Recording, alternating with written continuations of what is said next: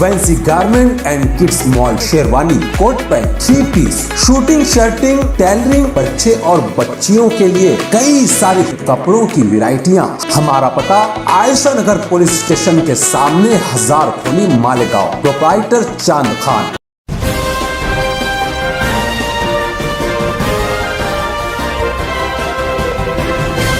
मानव समाचार, मानवता के हक में।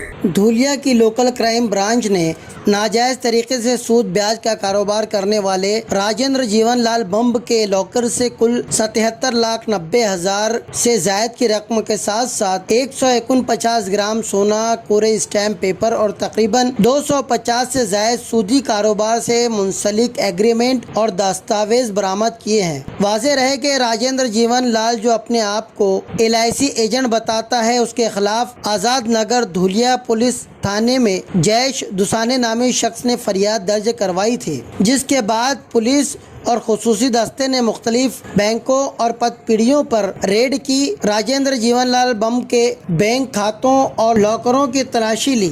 ये अमल पिछले 1 माह से जारी है। इससे पहले भी पुलिस ने करोड़ों रुपए बरामद किए हैं और ताज़ा मामलात में भी लाखों रुपए के साथ साथ सोने के गहने और मुख्तलिफ दस्तावेज बरामद किए गए हैं। तहकीकात जारी है। आने वाले दिनों में मज़ीद इंकशाफात होने की उम्मीद है। पोलीस स्टेशनला अवैध सावकारी संदर्भात जो राजेंद्र बंबवर गुन्हा दाखल झालेला आहे, त्या गुन्ह्याच्या तपासात आज तपास अधिकारी आणि त्यांच्या टीमने आरोपीचा जो भाऊ आहे संजय बंब, तो देखील ह्या केसमध्ये आरोपी आहे आणि त्याच्या लॉकर्सबाबतची माहिती तपास अधिकाऱ्यांनी मिळवलेली होती।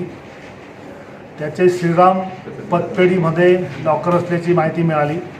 त्यानुसार आज आपली टीम त्या ठिकाणी गेली तर श्रीराम पतपेढीमध्ये 3 लॉकरमध्ये जे संजय बंब आणि त्याच्या कुटुंबियांचे हे लॉकर आहेत, त्यांची तपासणी केली। तर त्या तपासणीमध्ये आज आपल्याला रोख रक्कम 77,33,000 रुपये मिळालेली आहे। त्याच्यानंतर 149 ग्रॅम सोनं मिळालेलं आहे आणि कोरे चेक 490 मिळालेले आहेत आणि कोरे स्टॅम्प पेपर हे 244 मिळालेले आहेत। आणि मागच्या लॉकरमध्ये जसे FD मिळाले होत्या, तशा या ठिकाणी देखील जवळपास 260 FD ह्या मिळालेल्या आहेत। तर याच्यात आता ही मोडस आपल्या लक्षात आली असेल।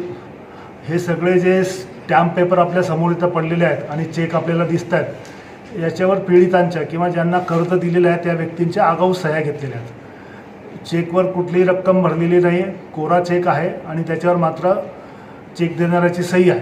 तसंच स्टॅम्प पेपर आहे, स्टॅम्प पेपरवर कुठलाही मजकूर लिहिलेला नाही, मात्र पीडिताची त्याच्यावर सही आहे। असे मोठ्या प्रमाणावर हे स्टॅम्प पेपर आणि कोरे चेक आरोपींनी घेतलेले आहेत। याच्यातून हे पूर्णपणे बेकायदेशीर आहे, असं घेता येत नाही। तर ही केस इस्टॅब्लिश होण्यासाठी आपल्याला ह्या सगळे पुरावे अतिशय उपयुक्त होणार आहेत। आता याच्यावर जे चेकवर ज्या लोकांची नावं आहेत आणि स्टॅम्प पेपरवर ज्यांची नावं आहेत, त्यांना आम्ही बोलावून चौकशी करू, कशा पद्धतीने का त्यांनी हे कोरे चेक आणि स्टॅम्प पेपर दिलेले होते, कधी त्यांनी किती रक्कम आरोपीकडून घेतलेली होती। तर हे कोरे चेक आणि स्टॅम्प पेपरची एक गोष्ट इथं पुन्हा दिसून आलेली आहे। आणि दुसरी गोष्ट जे FD आहेत, FD आपण मागच्या वेळेसही सांगितलं होतं, आपल्याला 2400पेक्षा जास्त FD मागच्या याच्यात मिळालेल्या होत्या राजेंद्र बंबच्या लॉकरमध्ये। आता संजय बंबाच्या लॉकरमध्ये 260 FD मिळाल्या। तर FDमध्ये एका FDची रक्कम 10,000, 8,000, 14,000 वेगवेगळ्या पद्धतीने FDच्या रक्कम आहेत। एका कुटुंबातले 8-8, 10-10 असे FD आहेत।